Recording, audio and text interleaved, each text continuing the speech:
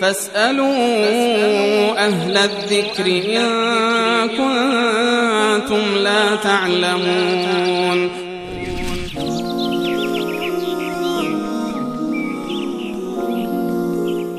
اما در رابطه با بیننده پرسیدن در رابطه با اینکه من میخوام در هر ماه روزه بگیرم، بیننده پرسیدن که حالا 3 روز 4 روز هر چی میخوام بگیرن چه روزهایی رو شما پیشنهاد میکنید یا در حدیث اومده و همچنین آیا باید پشت سر هم باشه یا جدا فاصله؟ و بعد از ماه مبارک رمضان روزهایی که توصیه شده از جانب رسول الله صلی الله علیه و سلم 6 روز از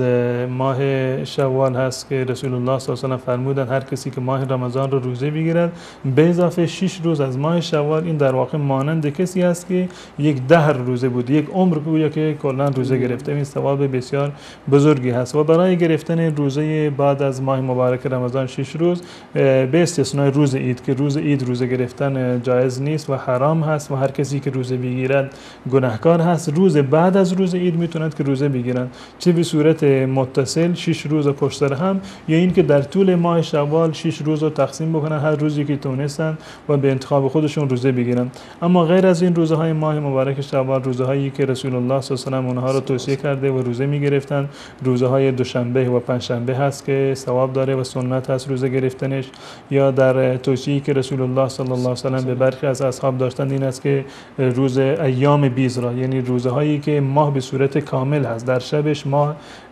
به صورت کامل هست که روز 13 و 14 و 15 هستند، این روزها رو روزه بگیرد که هر روزی به جای 10 روز روزه مثلا محسوب می شود، هر نیکی 10 برابر می شود، گویا که کل ماه را روزه گرفته. این روزهایی هست که رسول الله صلی الله علیه و سلم تعیین کرده و 13 و 14 که شما جناب استاد اشاره کردین در رابطه با ماه‌های قمری باید باشه. بله، ماه‌های اشتباه نشه برای بعضی. بله، ماه‌های قمری هست که بر اساس ماه قمری روزه بگیرن، روز 13 14 و 15 که گفتند که معلوم ایام بیز هستند، روزهایی که در اون روزها ماه به صورت کامل هست و به اساس شب‌هایش هم روشن.